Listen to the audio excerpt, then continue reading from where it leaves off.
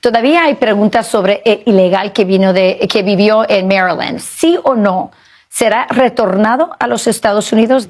As you know, the Supreme Court, after we get out all of the fake news from CNN and all these other people, we won that case 9-0. And basically, that's really a decision that will be made by the government of El Salvador, because that's where, I assume that's the one you're talking about. Yes, he's from El Salvador. Staying there, and he's from El Salvador. So that's a decision up to El Salvador. Okay. But it's interesting because we won that decision 9-0 in the Supreme Court.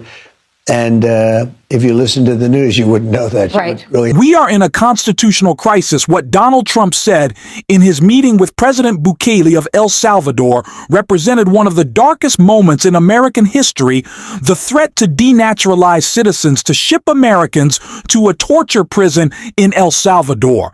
Asking a foreign leader to build more prisons to ship Americans to who are Donald Trump's political enemies is one of the scariest threats we have ever seen from a president who pretty much operates on the basis of fear and intimidation. This is terrifying, not just for Democrats who have understood and warned about this for a long time, but it is even breaking through to Donald Trump's Fox propaganda outlet. Yes. Because after Donald Trump made a shocking claim in a disturbing interview, multiple hosts at Fox can be seen visibly uncomfortable with Donald Trump's plan. We are going to get into it all. But before we do, if I could quickly ask you to leave a like on this video, and if you haven't already and you enjoy our channel, to hit that subscribe button. It goes a long way, and it really does mean a lot to me now. Although this is a really dark time, there is one Democrat, actually multiple, but one in particular who is stepping up to fight for the human rights of Abrego Garcia, and I want to take a look at that right here. I saw the comments of President Bukele, and I look forward to meeting with him. I've requested to meet with him. I reached out to the ambassador here to ask to meet while he's here.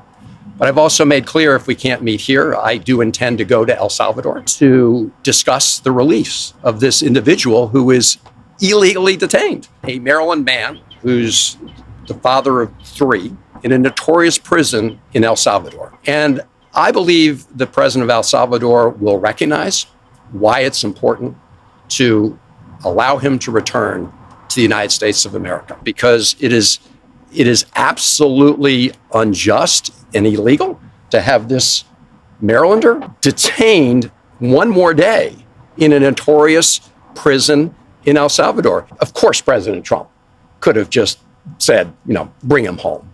Of course he could have done that. But this is an administration that has lied about Mr. Abrego Garcia, right? The vice president of the United States tweeted out that he had a criminal record. That was a lie. They're just lying. They've gotten caught lying. They don't want to admit it.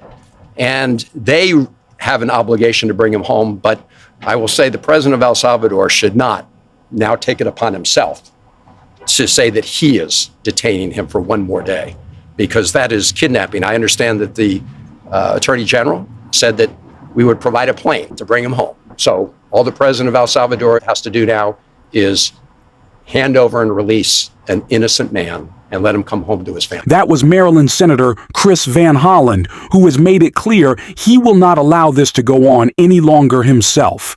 And a few other Democrats in Congress are traveling down to El Salvador to demand the release of Abrego Garcia. They are bravely going to a country in which at this point, I don't think that they're safe. I don't know God. I hope, I pray, but they are quite frankly just putting their lives on the line to go and do this because they believe in the life of this man having value. Because of course it does. Donald Trump doesn't think so, and he doesn't think that Americans' lives have value or are worth actual rights that we believe in this country. And he made that clear in a Fox interview, and it led to multiple hosts that we will see both Steve Doocy and Jesse Waters disturbed with what he said. Take a look. Could we use it for violent criminals, our own violent criminals? I call them homegrown criminals. Yes. I mean, the homegrowns. The ones that grew up and something went wrong and they hit people over the head with a baseball bat. We have, and push people into subways just before the train gets there, like you see happening sometimes. We are looking into it and we want to do it. I would love to do that. So if you want. So this was first caught on a hot mic yesterday, but he's just loudly and proudly saying it at this point that he's happy to deport U.S. citizens, homegrowns, like giving it a nickname makes it even better. It is absolutely gross. It is abhorrent. It is fascistic. This is what we have come to expect from Donald Trump. We warned about it that when he was threatening Liz Cheney's life, when he was saying he was going after the enemy from within, he really meant it. But apparently, Fox didn't realize that. And both Steve Doocy and Jesse Waters were fairly disturbed. Jesse was kind of the most shocking.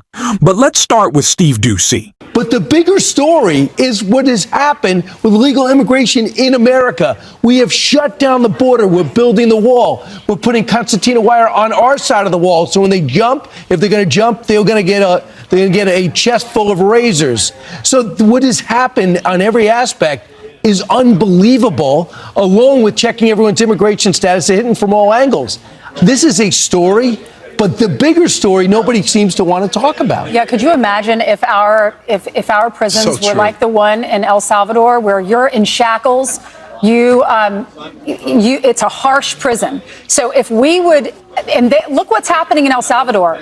They love this president down there because he has made it so much safer. You talk to anyone who is here from El Salvador, and they will say, when we go back home, it is so much safer. Right. They would bring money from America, and people would shake them down for that money. People who are working here legally or here citizens, they send money back home, and then their parents are in jeopardy. They have to live in poor conditions because if they show that they're getting money from their daughter who works in America, then they're at risk, but not anymore.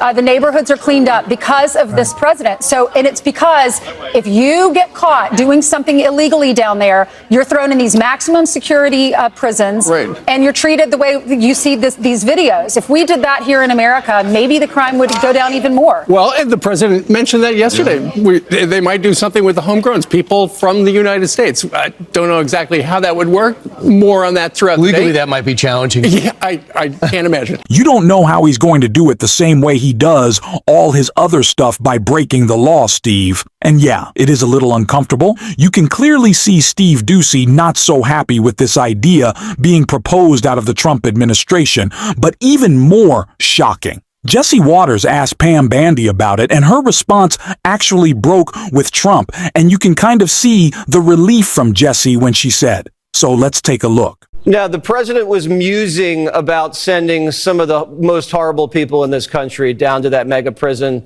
You know, people that push ladies into subways and hit old ladies with baseball bats to the head.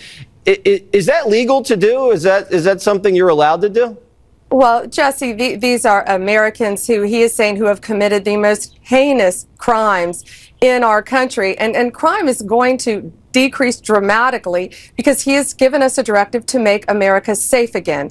These people need to be locked up as long as they can, as long as the law allows. We're not going to let them go anywhere. And if we have to build more prisons in our country, we will do it. Right. That's what I thought. And now even Jesse Waters there at the end was like, okay, yeah, I didn't think so. I didn't think they were actually going to do that. There's no way they were actually doing that. Deporting U.S. citizens, not a chance. Not a chance.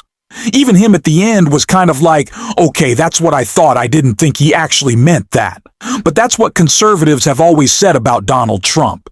That's how we got into tariffs, by the way. You remember that. Remember all the guys on Wall Street, all the CEOs talking about deal maker Trump, the businessman, art of the deal, which, okay, on Art of the Deal. What deal for? He didn't write the book. I don't think he can read the book. What is the deal that we can point to that he did? That makes him the deal master. We don't have one. Okay, great. Feel like he's only done bad deals. He's criticized his own deals, whatever. But remember, this is how terrorists started. Well, Trump doesn't actually mean that it's not what he's actually saying. Oh, you liberals, you take him so seriously. Yeah, of course. Because the worst things he says are the ones we should trust. That's what I always say. Whatever is politically damaging to Trump, that's what you should actually trust whenever he's talking about breaking the law. That's what you should trust. When he says the health care plan coming in 2 weeks, when he says he wants to deport the homegrowns, yes. When he says he wants to do 500% tariffs, yes. Those are the things he actually believes and actually will commit to. It's terrifying. It is terrifying the abuses happening within our government and so many behind the scenes. And Rachel Maddow got into that in just a devastatingly scary report that I want to take a look at right here. All right. This is also this week. You may recall that Trump appointed a pro wrestling executive named Linda to be the Secretary of Education, Linda McMahon, right? Turned out to be a weird job because both she and Donald Trump say that her job as Secretary of Education is to shut down the Department of Education. Kind of a strange job. Still, though, Linda McMahon, Trump's education secretary, found time in her busy schedule to go to a conference this week, a conference on artificial intelligence and American education. It's a whole conference about AI. Artificial intelligence, AI. That's what we call it, right? AI. AI. Unless you're Trump's education secretary. In case that abbreviation, AI, turns out that's a really hard one. I heard, I think it was a letter or a report that I heard this morning. I wish I could remember the source, but that there is a school system that's going to start making sure that first graders or even pre-Ks have A1 teaching, every year starting, that far down in the grades. And that's just that's a wonderful thing. You see the other people on stage with her going, she's the Secretary of Education. She's talking, wait, what are we talking about here?